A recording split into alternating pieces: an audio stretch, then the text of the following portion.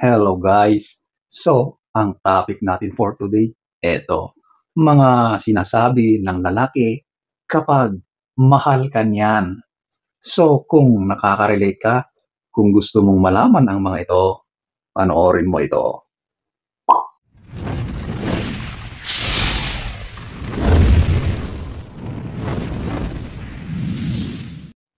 So, eto, ating aalamin. Number 1, mag-ingat ka. Mag-ingat ka palagi. Wow, ang sweet, di ba? So, ang mga pananalita na yan ay sinasabi lang ng lalaki yan sa babae na kanyang gusto, ng kanyang minamahal. Okay? Kapag may nanliligaw sa inyo, may nagkakagusto sa inyo na lalaki, yan ang isa sa pinakamadalas sabihin ng lalaki, yung mag-ingat ka.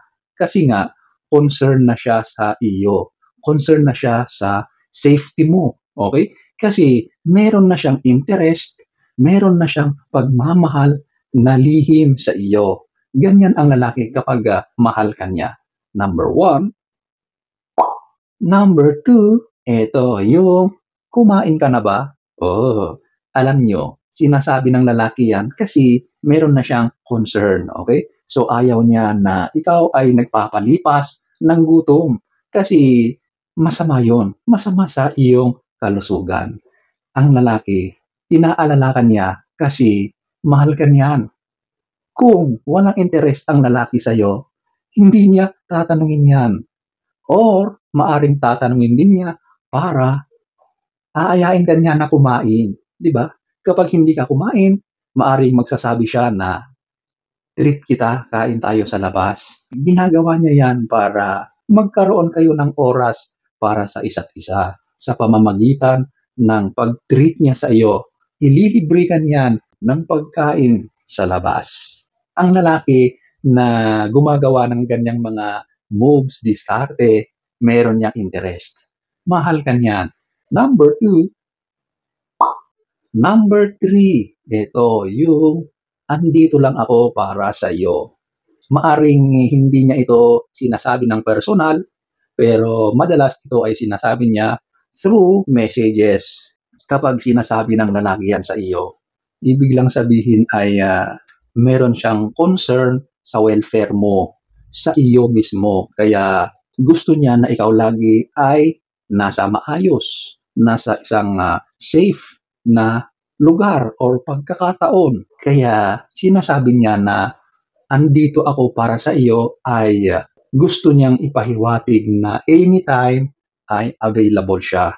Kapag kailangan mo ng karamay, ng tulong, ay nandyan lang siya. He is just a call away, a text away. Basta ang gusto niyang sabihin ay nandyan siya lagi-lagi para sa iyo. Kung kailangan mo siya, he is always available. So ayan po, ang number 3. Number 4, eto yung ikaw yung gusto kong makasama habang buhay. Seryosong-seryoso na to ha. Oo, pero yung mga ganyang mga sinasabi ng lalaki, talagang nagpapakita ng sincerity yan, okay? Kumbaga direct to the point na. Sa mga ganyang pagkakataon ay maaring magkarelasyon na kayo.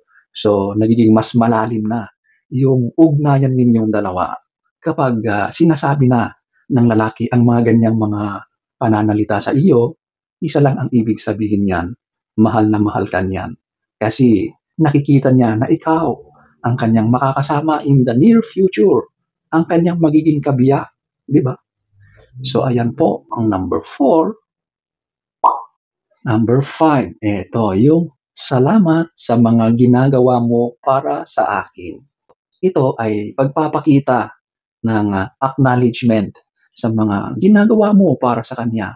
Maaring yung mga simple na pagsasama mo sa kanya or yung time na ni-spend mo sa kanya, sobrang nagpapasalamat siya sa iyo. Kasi sa mga ganyang mga ipinapakita mo ay nakita rin niya na gusto mo rin siya, na mahal mo rin siya.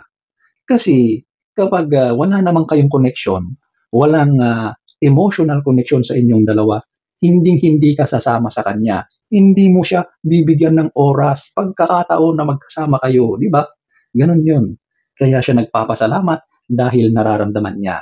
Nakikita niya sa iyo na ang feelings ay mutual, na mahal ka niya at mahal mo rin siya. So ayan po, ang number 5.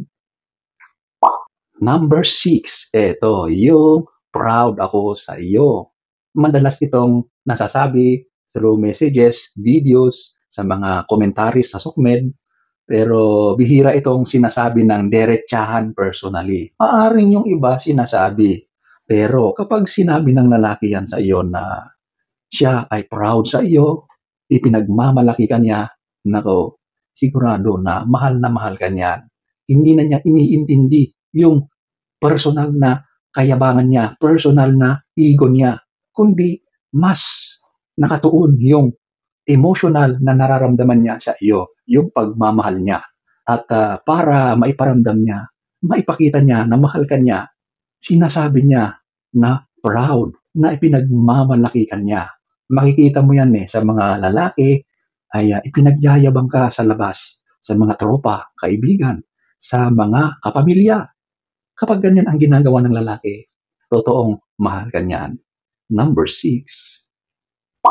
Number 7. Gusto ko na masaya ka. Halos lahat ng lalaki na nagmamahal, yan ang gustong-gusto nilang iparamdam sa isang babae na minamahal nila, na nakikita nilang masaya. Wala nang ibang gustong makita ng lalaki sa taong kanyang minamahal na siya ay masaya sa kanyang feeling, sa kanyang presence. Okay? Lahat naman, di ba, kapag nagmahal, ay gustong makita na ang kanilang minamahal ay masaya. So, ayan po ang number 7. Number 8. Mahal kita, wala nang iba. Oh, parang famous ito na linya. Pero itong linya na ito ay madalas sabihin din ng mga babaero, ng mga manloloko. Di ba? Sasabihin nila na ikaw lang, wala nang iba.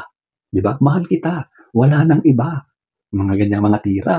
Kaya yung mga babaeng pinagsasabihan yan ay bumibigay agad-agad kasi napakatamis pakinggan ang mga pananalita na yan. Pero sa mga tunay at totoong nagmamahal, sinasabi rin yan. At kapag sinabi yan, sigurado na yan ay tunay. Yan ay sincere. Nagpapakita ng sinseridad na mahal ka niyan. Madidistinguish mo naman ang lalaking bolero at sa lalaking tunay, di ba? Yung mga manloloko, masyadong matamis, masyadong nagbibigay ng mga pananalita na talagang exaggerated lahat, di ba? Hindi reality, hindi totoo. Pero yung mga tunay na nagsasabi ng kanilang nararamdaman, makikita mo na sincere. Makikita mo pati sa kanilang mga kilos at gawa. Okay? So, ayan po ang number 8. Number 9. Mahal kita. I love you. Wow. So, ito siguro yung pinaka gustong marinig ng lahat, mapalalaki or babae. Okay? So, ayan po ang number 9. So, ayan po ang ilan sa maraming mga pananalita or sinasabi ng lalaki kapag mahal ka niya, totoong pagmamahal. So, sana ay nagustuhan niyo ang ating topic for today. Next story time, don't forget to subscribe.